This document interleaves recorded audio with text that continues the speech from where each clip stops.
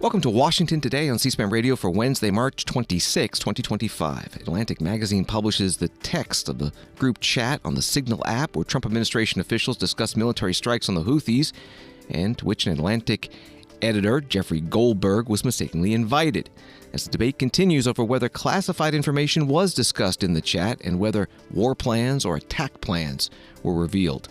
We'll hear from the Director of National Intelligence, Tulsi Gabbard, and CIA Director John Ratcliffe at a House Intelligence Committee hearing, plus President Donald Trump, Defense Secretary Pete Hegseth, the Senate Minority Leader Chuck Schumer, and the Atlantic Editor-in-Chief Jeffrey Goldberg.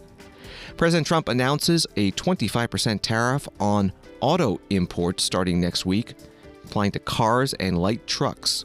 The CEOs of National Public Radio and Public Broadcasting Service testify before the House DOGE Subcommittee on accusations the publicly funded media organizations are biased against Republicans.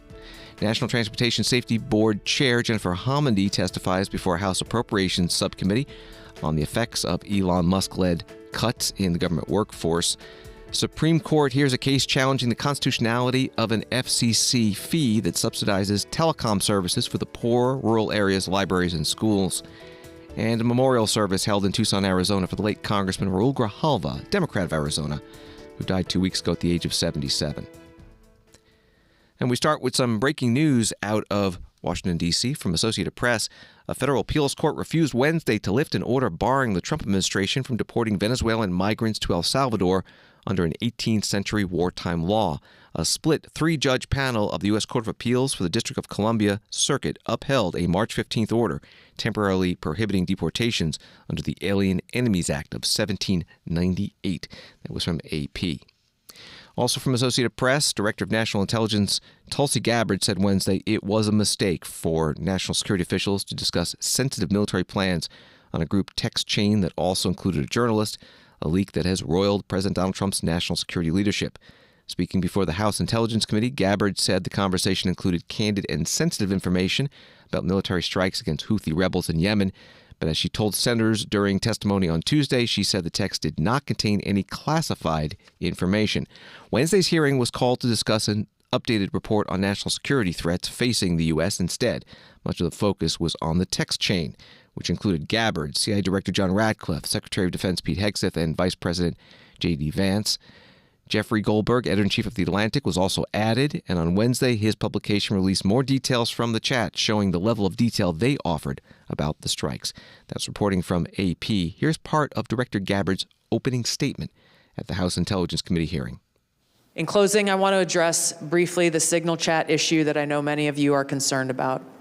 The President and National Security Advisor Waltz held a press conference yesterday with a clear message. It was a mistake that a reporter was inadvertently added to a Signal chat with high-level national security principals having a policy discussion about imminent strikes against the Houthis and the effects of the strike. The National Security Advisor has taken full responsibility for this, and the National Security Council is conducting an in-depth review along with technical experts working to determine how this reporter was inadvertently added to this chat. The conversation was candid and sensitive, but as the President and National Security Advisor stated, no classified information was shared. There were no sources, methods, locations, or war plans that were shared. This was a standard update to the National Security Cabinet that was provided alongside updates that were given to foreign partners in the region.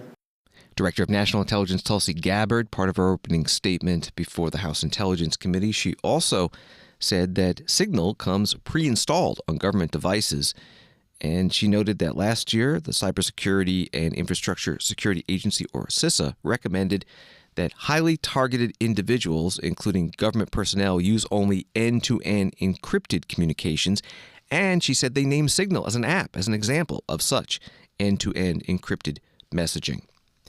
Here's part of the Q&A at today's Intelligence Committee hearing. Jim Hyams, Democrat of Connecticut, is the ranking member, questioning Director Gabbard, also FBI Director Kash Patel.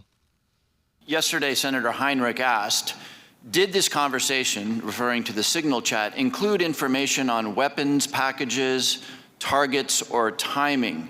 Director Patel, you said not that I'm aware of. Director Gabbard, you said same answer. This morning we learned that the signal chat included the following update, forward-looking update from the Secretary of Defense. Time now, 11:44 Eastern Time. Weather is favorable. Just confirmed with CENTCOM. We are go for mission launch. 12:15 Eastern Time. F-18 launch. First strike package. 13:45 trigger-based F-18 first strike window starts. Target terrorist is at his known location, so should be on time. Also, strike drones launch. MQ-9s. 14:10 more F-18s launch. Second strike package. Do either of the directors want to reflect on their testimony yesterday in the context of what I just read? Sure. One, I was not on that signal chat. Two, I have not reviewed it. And three, as you just indicated, that was made public this morning. But Director, you didn't prior to yesterday's Senate. You were on this. You were on the signal chat, correct? No. Okay, but did you review the material on the signal chat? No, I wasn't on it. Director Gabbard. Yes, Ranking Member. My answer yesterday was based on my recollection or the lack thereof on the details that were posted there. I was not, and what was shared today reflects the fact that I was not directly involved with that part of the signal chat and replied at the end reflecting the effects, the very brief effects that the National Security Advisor had shared. So it's your testimony that less than 2 weeks ago, you were on a signal chat that had all of this information about F-18s and MQ-9 Reapers and targets on strike, and you in that 2-week period simply forgot that that was there. That's your testimony? My testimony is I did not recall the exact details of what was included there. That was not your testimony. Your testimony was that you were not aware of anything related to weapons packages, targets, and timing. As the testimony yesterday continued on, there were further questions related to that, where I acknowledged that there was conversation about weapons, and I don't remember the exact wording that I used, but I did not recall the specific details that were included. Director Gabbard, you've reasserted that there was no classified information. I think we can all agree that that information shouldn't have been out there. But let me ask you this. Are you familiar with the ODNI's classification guidance? I'm familiar with it. I've actually got a copy right here. If I read you a part of that guidance, I wonder if you could tell me what the level of classification indicated is. I'm reading from your classification guidance. And the criteria is information providing indication or advance warning that the U.S. or its allies are preparing an attack. Do you recall what your own guidance would suggest that that be classified? I don't have the specifics in front of me, but it would point to what was shared would fall under the DOD's classification system and the Secretary of Defense's authority. So let me help you, because there's a very clear answer. And what is not. I guess you don't have it, but information providing, this is the ODNI guidance, information providing indication or advance warning that the U.S. or its allies are preparing an attack should be classified as top secret. Do you disagree with that? I don't disagree with that. I just point out that the DOD classification guidance is separate from the ODNI's classification guidance. Do you think it would be materially different? Ultimately, the Secretary of Defense holds the authority to classify or declassify. Do you think it's likely that DOD guidance is materially different from what I just read? I haven't reviewed the DOD guidance, so I can't comment. Director Gabbard, a lot of this suggests sort of a lack of sobriety. When there's punch emojis and fire emojis, it's a lack of sobriety. I don't mean that literally. Congressman Jim Himes, Democrat of Connecticut, ranking member on the Intelligence Committee, questioning the Director of National Intelligence, Tulsi Gabbard. Soon after that exchange, Congressman Trent Kelly, Republican of Mississippi, gave another witness a chance to comment, the CIA Director, John Ratcliffe. I'd now, for the first 30 seconds, Mr. Ratcliffe, or Director Ratcliffe, formerly known as Texas, from this Mississippi guy, I'd like to give you 30 seconds if you have anything to respond to what Ms. Gabbard Director Gabbard, just said. Well, Mississippi, it's good to see you again, and I appreciate the opportunity. You know, there's so much talk about this Atlantic article and about things that were said and that could have happened instead of a focus on what did happen. So my responsibility as CIA director, one of its responsibilities is to kill terrorists. And that's exactly what I did along with President Trump's excellent national security team. That's what we should be focused on. With regard to that article, I also would appreciate the opportunity to relay the fact that yesterday I spent 4 hours answering questions from senators as a result of that article that were intimating that I transmitted classified information because there were hidden messages. Those messages were revealed today and revealed that I did not transmit classified information, and that the reporter, who I don't know, I think intentionally intended it to indicate that. That reporter also indicated that I had released the name of an undercover CIA operative in that signal chat. In fact, I had released the name of my chief of staff, who is not operating undercover. That was deliberately false and misleading, and I appreciate the opportunity to reflect that my answers haven't changed. I used an appropriate channel to communicate sensitive information. It was permissible to do so. I didn't transfer any classified information. And at the end of the day, what is most important is that the mission was a remarkable success, is what everyone should be focused on here, because that's what did happen, not what possibly could have happened. CIA Director John Ratcliffe and Congressman Trent Kelly, Republican of Mississippi, at today's Intelligence Committee hearing. Story from Axios: a growing number of Democrats in Congress are calling for Defense Secretary Pete Hegseth and National Security Advisor Mike Waltz to be fired or resign over the leak of a signal chat discussing a strike in Yemen. At today's House Intelligence Committee hearing, Congressman Jimmy Gomez, Democrat of California, raised the issue of Defense Secretary Hegseth and alcohol. The main person who was involved in this thread that a lot of people want to talk to is Secretary of Defense Hegseth. And a lot of questions were brought up regarding his drinking habits in his confirmation hearing. To your knowledge, do you know whether Pete Hegseth had been drinking before he leaked classified information?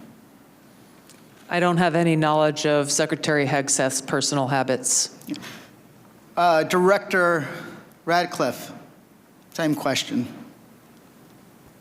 Yes or no? No, I'm going to answer that. I think that's an offensive line of questioning. The answer is no. I find it interesting that you want to. I'm going to answer. You asked me a question. Do you want an answer? No, listen. You don't want to focus on the good work that the CIA is doing, that the intelligence community. Director, I reclaim my time. Director, I reclaim my time. Here, I have huge respect for the CIA, huge respect for our men and women in uniform. But this was a question that's on the top of minds of every American, right? He stood in front of a podium in Europe holding a drink. So of course, we want to know if his performance is compromised. If people were asking if the General Austin was compromised because of a heart issue, was his performance compromised because of a successful strike? I yield back, Mr. I bring my. You want to know? You want to talk about accepting responsibility? Do you think you should accept responsibility for a successful strike to make Americans safer? You want to focus on. I reclaim my time. Congressman Jimmy Gomez, Democrat of California, questioning CIA Director John Ratcliffe and DNI Tulsi Gabbard at today's House Intelligence Committee hearing. It's the second of 2 days of testimony by them and other witnesses, the Defense Intelligence Agency Director, the National Security Agency Director, and the FBI Director as well, for the House and the Senate. You can find both hearings archived at our video library at cspan.org. A headline at The Atlantic today: here are the attack plans that Trump's advisors shared on Signal. The subheadline: the administration has downplayed the importance of the text messages inadvertently sent to the Atlantic's editor-in-chief. The Pentagon Press Secretary Sean Parnell putting out a statement: it's no surprise hoax peddlers at the Atlantic have already abandoned their war plans claim. These additional Signal chat messages confirm there were no classified materials or war plans shared. The secretary was merely updating the group on a plan that was underway and had already been briefed through official channels, the American people see through the Atlantic's pathetic attempts to distract from President Trump's national security agenda. That was a statement from the Pentagon Press Secretary Sean Parnell. Defense Secretary Pete Hegseth spoke to reporters at Joint Base Pearl Harbor, Hickam in Hawaii. As I said to this group a couple of times on this trip now, as we move to the Indo-Pacific to do our job, which is what we're here to do, nobody's texting war plans. Well, I noticed this morning, out came something that doesn't look like war plans. And as a matter of fact, they even changed the title to attack plans because they know it's not war plans. There's no units, no locations, no routes, no flight paths, no sources, no methods, no classified information. You know who sees war plans? I see them every single day. I looked at them this morning. I looked at attack plans this morning. You know who does attack plans and war plans? Men like that admiral right there, Paparo for the Indo-Pacific, or Eric Kurilla, our general in CENTCOM. They do attack plans and war plans. And thank God we have those leaders who do it and do it well, and our enemies know it. My job, as it said atop of that, everybody's seen it now, team update, is to provide updates in real time. General updates in real time, keep everybody informed. That's what I did. That's my job. The war fighters will take the fight to the enemy, and I love what they do. And with President Trump's leadership, our enemies are on notice. We will have peace through strength, and we'll keep putting our troops first. Thank you very much. We're heading off strike plans to the before they launched. Mr. Secretary, how do you square what you said with what your messages show? Mr. Secretary, did you share classified information? Mr. Secretary, did you declassify that information before you put it in the chat? Are you using Signal for sensitive operations? Why? Sir. Defense Secretary Pete Hegseth speaking to reporters at a military base in Hawaii before boarding a plane. He's heading off to Guam, the Philippines, and Japan. He was climbing the stairs to the plane as the reporter was asking those questions. President Donald Trump today in the Oval Office getting questions about the Signal app group chat. He called it a witch hunt. He suggested Signal could be defective. He also said Secretary Hegseth is doing a terrific job. Earlier in the day, the president was interviewed on The Vince Show with Vince Coglianese about the new information from The Atlantic. The update we got this morning, the breaking news update this morning is yesterday, Jeffrey Goldberg was insisting that there were secret war plans that were discussed. There were plans, he insisted. And then just a short while ago this morning, The Atlantic published some of these texts that they claim were war plans. And I noticed that in them, they refer to it, Secretary of Defense Hegseth is referring to known targets, but he doesn't say what the targets are. He just generically refers to them. Those don't sound like detailed war plans. No, and there weren't details, and there was nothing in there that compromised. And it had no impact on the attack, which was very successful. It was a very, very successful attack. And it's an attack that Biden should have done 3 years ago, but he didn't do it because it would have been a lot easier 3 years ago. But we're having very good luck on the attack. It's an attack that has continued. Yeah. But just thing like that, maybe Goldberg found a way. Maybe there's a staffer. Maybe there's a very innocent staffer. But I think we'll get to the bottom of it very quickly, and it's really not a big deal. President Donald Trump today on The Vince Show with Vince Coglianese. Story from ABC News. Senate Minority Leader Chuck Schumer and top Senate Democrats from national security committees wrote a letter to President Donald Trump seeking more information about reports that members of his cabinet used the Signal app to convene a group chat to, quote, coordinate and share classified information about sensitive military planning operations and mistakenly include the Atlantic editor-in-chief, Jeff Goldberg. Senator Schumer spoke today on the Senate floor. So today, I wrote a letter with top Senate Democrats to President Trump and Secretary Hegseth demanding they release the full, unredacted transcript of all texts in their Signal chats. Many outstanding questions are simply not answered by the Atlantic's release of the text messages this morning. That is why we need all the texts in the Signal chat. This includes all text exchanges that occurred after Mr. Goldberg removed himself from the group chat. Goldberg released his information So now the administration must release theirs. Again, what is so damaging is not just the presence of a reporter, as bad as that was. It's that these sensitive conversations happened on an unsecured channel at all. And that's why we need all the texts. Director of National Intelligence Gabbard testified that no classified information was shared in the text chain. So what is the administration hiding by not releasing the full and complete transcript of this text chain?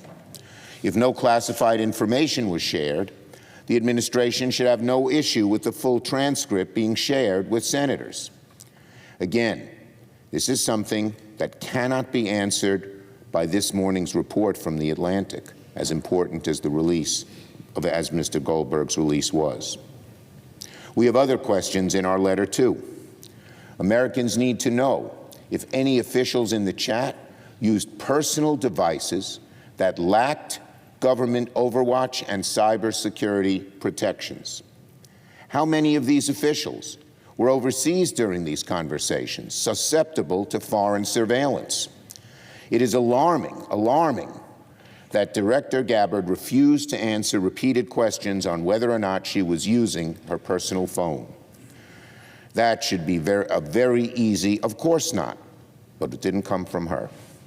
Were there any other individuals without any security clearance erroneously included in the text chain?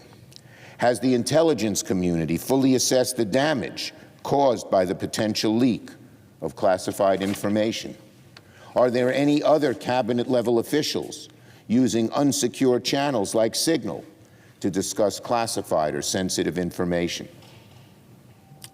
And another important question: are there any other conversations that have taken place like this? The Senate Minority Leader Chuck Schumer, Democrat from New York, today on the Senate floor. Story from Newsweek: the Senate Armed Services Committee Chair Roger Wicker, Republican of Mississippi, is requesting an expedited Inspector General probe of the Signal Group chat leak. Wicker told reporters he was working with Democrat ranking member of the committee, Jack Reed of Rhode Island, to ask for the probe and to seek a classified briefing on it. That was from Newsweek. The Atlantic editor-in-chief, Jeffrey Goldberg, was on MSNBC this morning talking about the information the magazine published today. Jeffrey, let's get you to respond, if we could, to in real time. The White House Press Secretary Karen Leavitt just posted.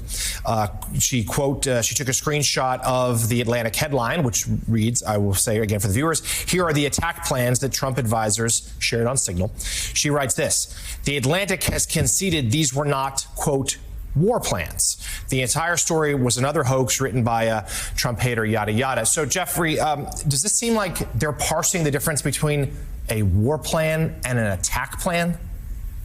I don't even know what that means. I mean, the plain language in the text is, well, yeah, what are they arguing? That an attack is different than a war? They put operational details of a forthcoming attack on a terrorist organization into Signal, into a Signal chat that included phone numbers that they didn't recognize.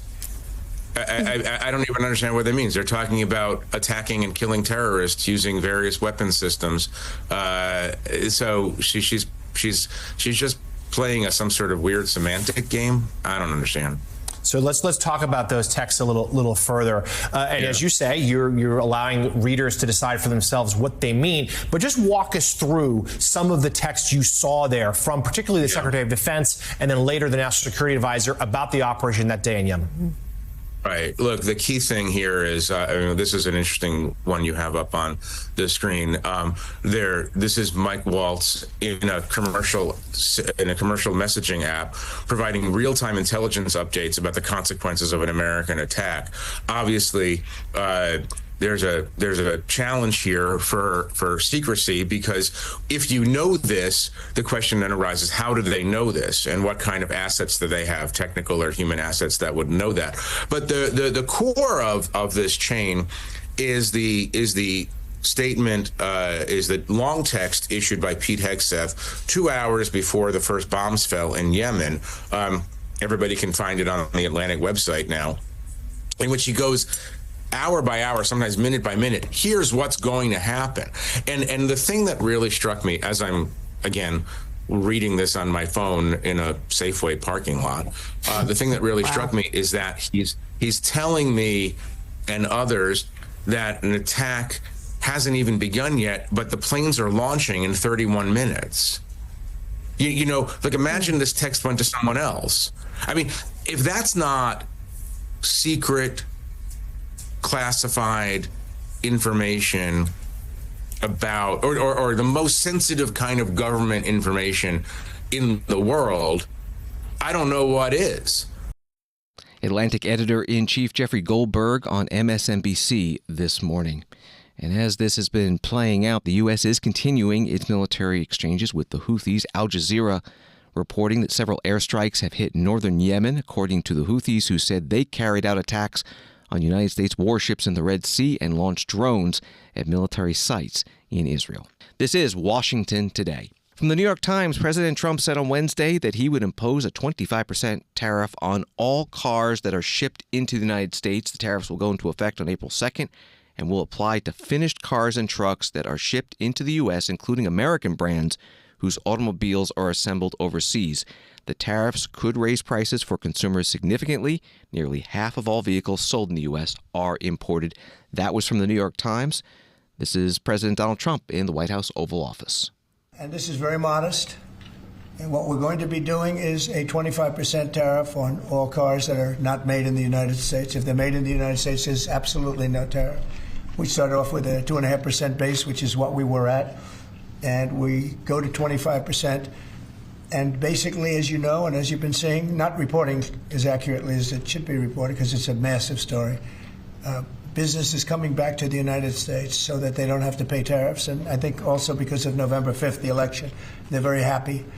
AI is coming back to levels that nobody's ever seen before. It's a new, sort of a new business, I guess, when you think about it. But it's plants are going up all over the United States, and many of them have already been started. We're getting early electricity taken care of. We're getting permits very quickly for them, and we're going to make their life very happy. They're coming in with tens of billions of dollars. Individual plants will cost 10, 15, even $20 billion. We're going to let them build electricity generating plants along with their plant, and they can't even believe it. And we're going to get them very quick permits, as I've done always. I did that in Louisiana with 2 LNG plants. I got them one permit in 1 day after waiting 14 years, and the other one in 1 week after waiting for 12 years. But this is very exciting to me. This is the automobile industry, and this will continue to spur growth like you haven't seen. Before I was elected, we were losing all of our plants. They were being built in Mexico and Canada and other places. Now those plants largely have stopped, and they're moving them to our country. In Indiana, the great state of Indiana, I love Indiana. Honda is building one of the biggest plants anywhere, and they've just started. They wouldn't have done it without this. In all cases, they wouldn't have done it without what we're doing. So we'll effectively be charging a 25% tariff. But if you build your car in the United States, there's no tariff. And what that means is a lot of foreign car companies, a lot of companies are going to be in great shape because they've already built their plant. But their plants are underutilized, so they'll be able to expand them inexpensively and quickly. But others will come into our country and build, and they're already looking for sites. They're looking for mostly sites. They don't want to take the old buildings that are empty and falling down. They want to build new, and there's tremendous action. President Donald Trump in the White House Oval Office announcing the tariffs on imported cars and light trucks, and also saying that next week, April 2nd, he called it Liberation Day. He'll talk about more retaliatory tariffs on other products and other countries. New York Times writes that Ford Motor may be more insulated from the new tariffs because it makes more vehicles in the United States than any other automaker. Last year, about 80% of its vehicles it sold in the country were assembled in U.S. plants. By contrast, about 60% of the vehicles General Motors sold in the country were assembled domestically. And from Fox Business, Canada's government signaled it plans to impose retaliatory tariffs. Ontario Premier Doug Ford said in a post on X that Donald Trump's 25% tariffs on cars and light trucks will do nothing more than increase costs for hard-working American families. On Wall Street today, the Dow down 132, NASDAQ down 372, S&P down 64. Washington Today continues in a moment. Democracy. It isn't just an idea, it's a process. a process shaped by leaders elected to the highest offices and entrusted to a select few with guarding its basic principles. It's where debates unfold, decisions are made, and the nation's course is charted. Democracy in real time. This is your government at work. This is C-SPAN, giving you your democracy unfiltered. And welcome back to Washington Today, available as a podcast on the free C-SPAN Now mobile app and wherever you get your podcasts. The Senate on Tuesday night confirmed Dr. Marty Makary as Food and Drug Administration FDA Commissioner. The vote was 56-44. 3 Democrats voting yes with the Republicans, Dick Durbin of Illinois, and Maggie Hassan of New Hampshire, Jeanne Shaheen of New Hampshire. Senate also Tuesday confirming Dr. Jay Bhattacharya for Director of NIH, National Institutes of Health. That was a party line vote, 53-47. And today the Senate confirmed former North Carolina Republican Congressman Dan Bishop to be Deputy White House Budget Director. That was also party line, 53-45. Story from The Guardian. The heads of National Public Radio and the Public Broadcasting Service testified in a heated congressional subcommittee hearing on Wednesday amid a renewed Republican effort to defund U.S. public media. NPR and PBS have increasingly become radical left-wing echo chambers, said the Georgia Republican Representative Marjorie Taylor Greene during her opening remarks, accusing NPR of having a communist agenda. That was from The Guardian. The title of the hearing, Anti-American Airwaves, Holding the Heads of NPR and PBS Accountable, was chaired by Greene. And here are some of the questions from her to NPR CEO Catherine Marr. Ms. Marr, your public statements and social media posts reflect left-wing ideology and blatant opposition to free speech. After all, you were the head of Wikipedia for many years, which is a platform that doesn't tell the truth.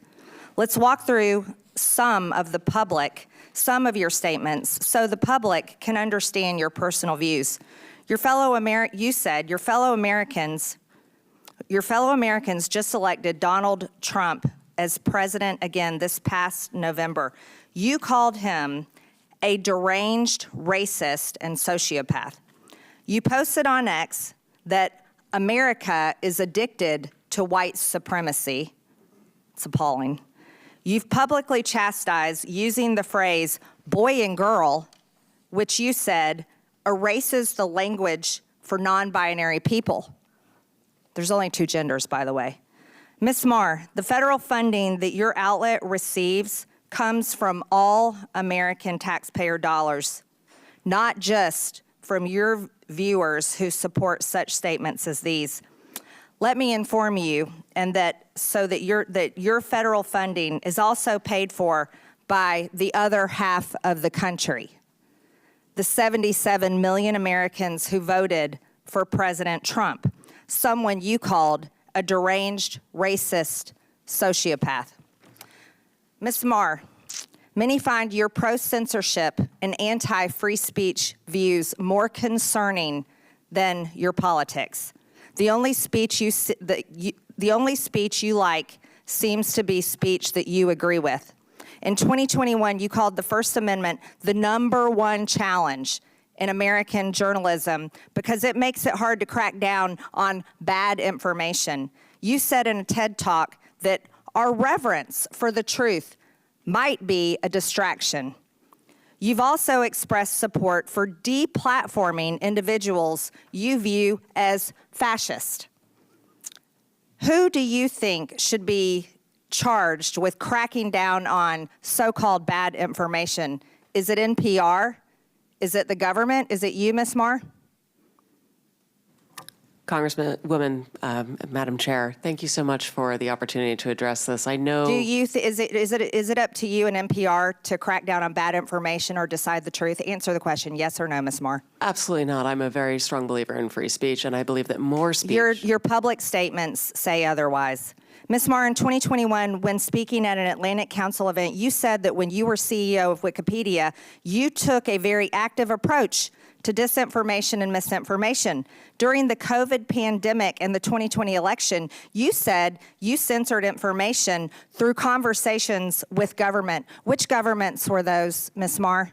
The Biden administration, yes or no? Madam Chair, Wikipedia never censored any information. These are your public statements, Ms. Marr. Congresswoman Marjorie Taylor Greene, Republican from Georgia, chair of the House Oversight and Reform Committee's Subcommittee on DOGE, which stands for Delivering on Government Efficiency, questioning National Public Radio CEO Catherine Marr at today's hearing. The Congresswoman had similar questions about alleged bias to another witness, Paula Kerger, CEO of PBS. Ms. Kerger, using taxpayer subsidies, PBS funded Independent Lens to make documentaries for part of your programming. In 2016, Real Boy was aired about a trans teen navigating adolescent sobriety and the ramification of his gender identity. In 2022, the same series aired Our League, in which a trans woman comes to her old school Ohio bowling league in a story about transition.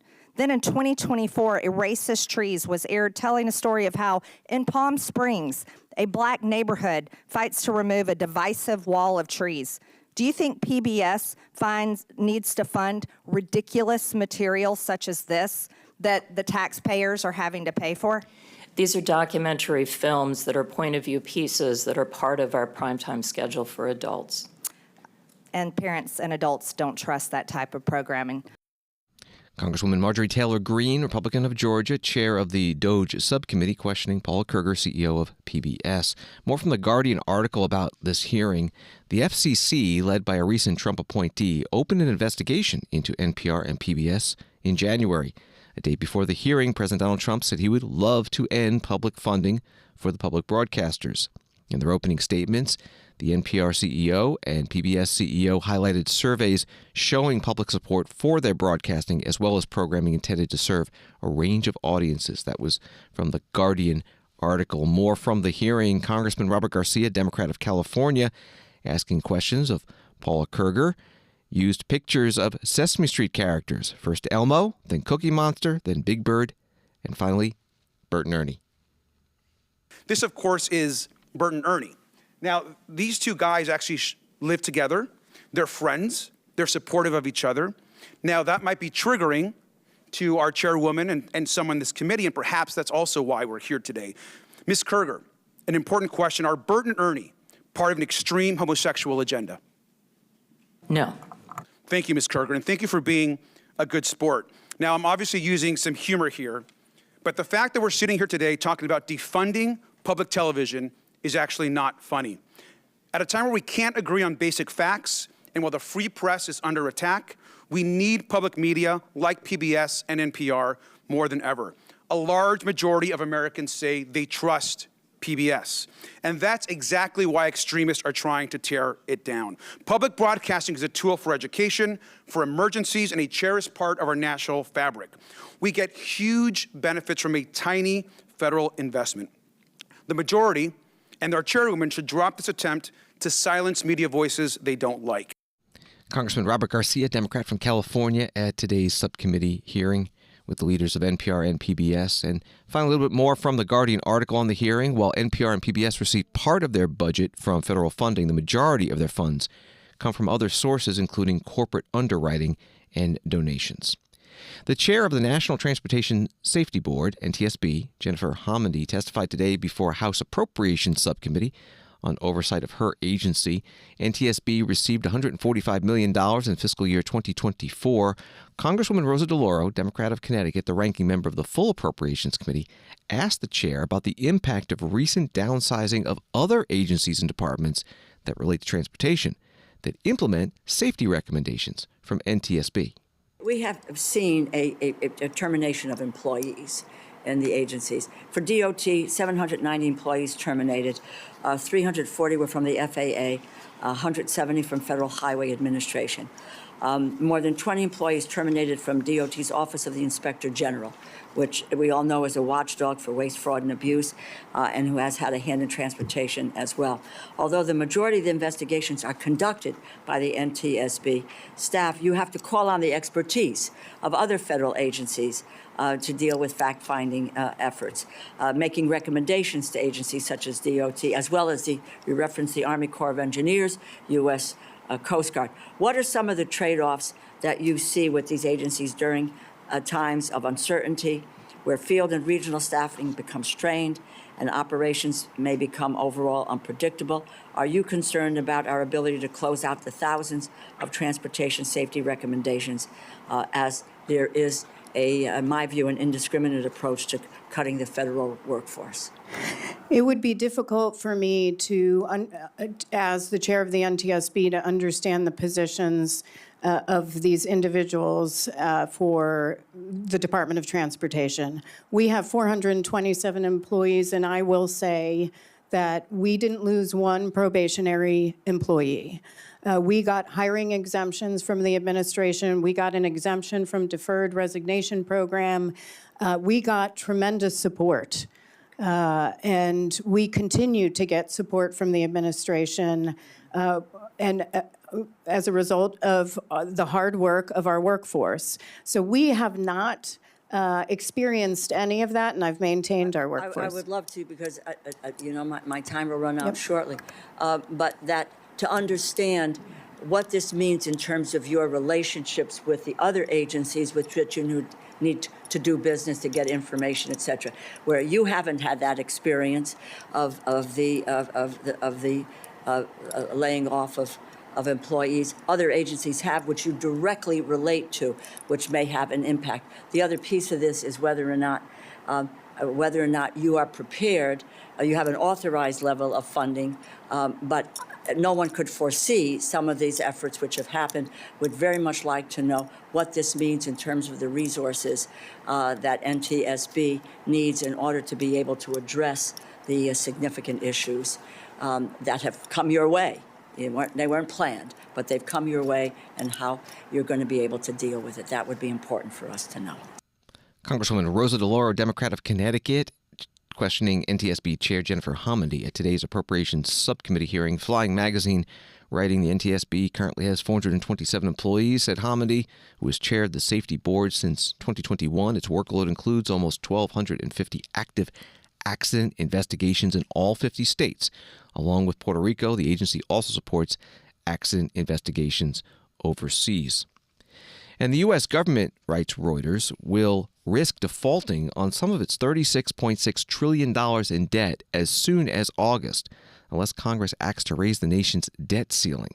That was from the Congressional Budget Office. From Bloomberg News, the U.S. Supreme Court suggested it's likely to uphold a federal program that uses more than $8 billion in fees imposed on phone bills to subsidize the cost of telecom services for poor people, rural residents, schools, and libraries.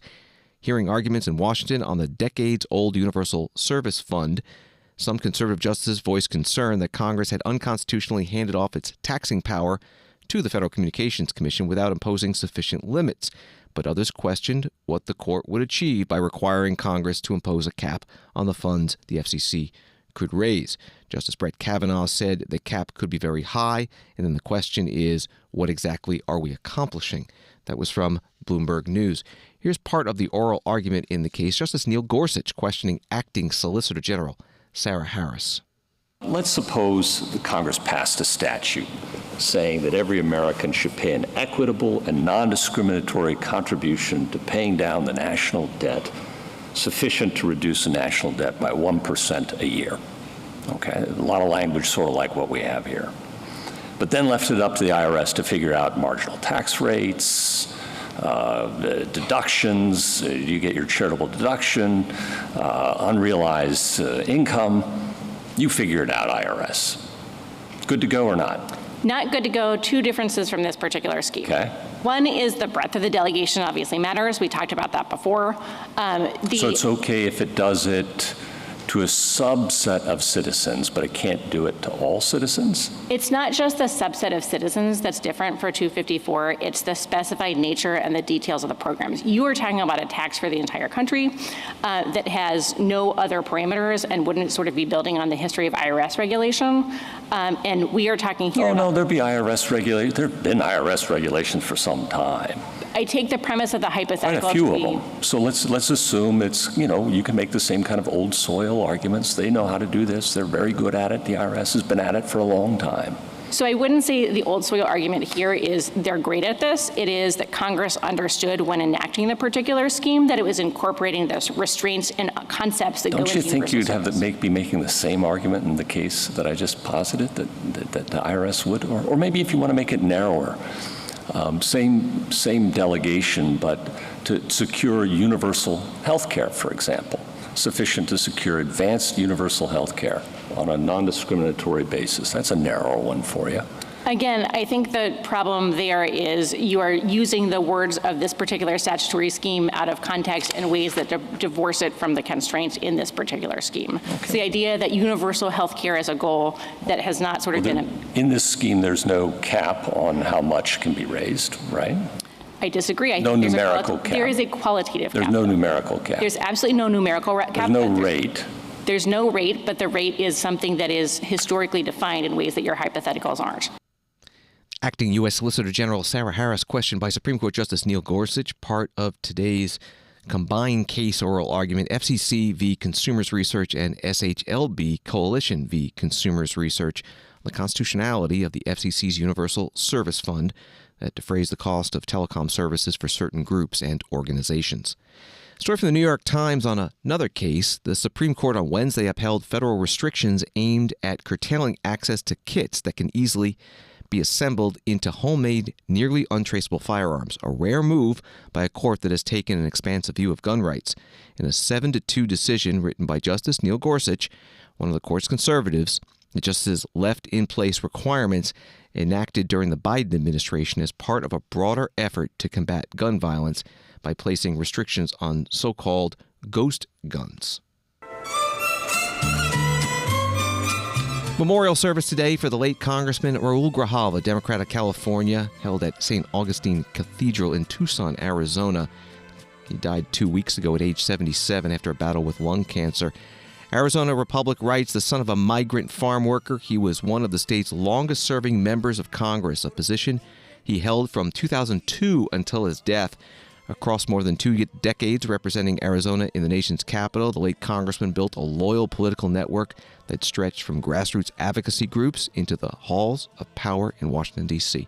Reporting from the Arizona Republic.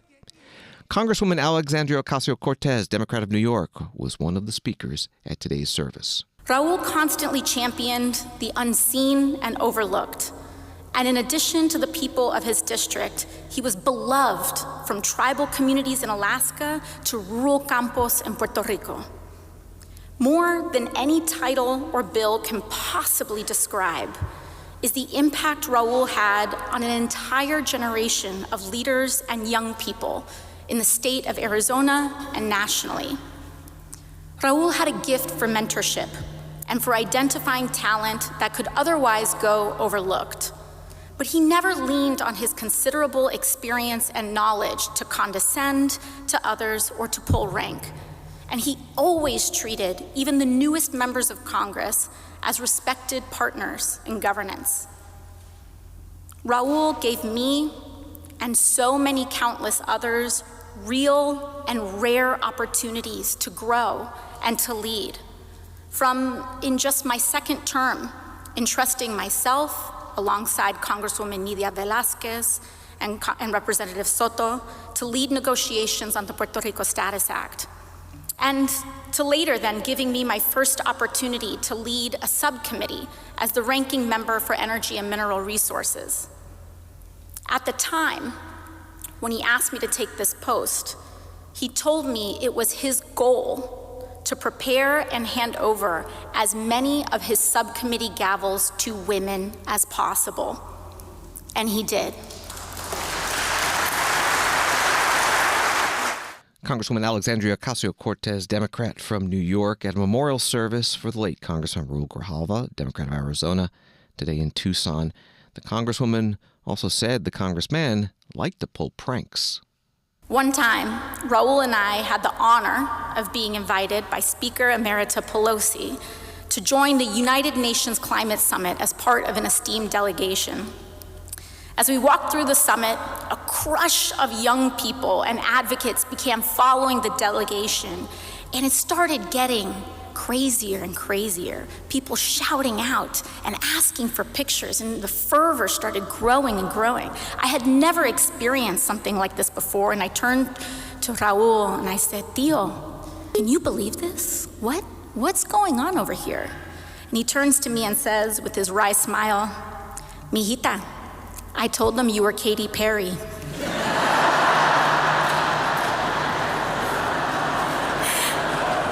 That was Raul. Congresswoman Alexandria Ocasio-Cortez paying tribute today to the late Congresswoman Raul Grijalva in Tucson, Arizona. Other speakers at the service included House Speaker Emerita Nancy Pelosi, Governor Katie Hobbs of Arizona, and former Congresswoman and Interior Secretary Deb Haaland. Thanks for listening to Washington Today. Sign up for C-SPAN's evening newsletter word for word and get the stories making headlines in Washington sent to your inbox every day. Subscribe at cspan.org/connect. Have a good night.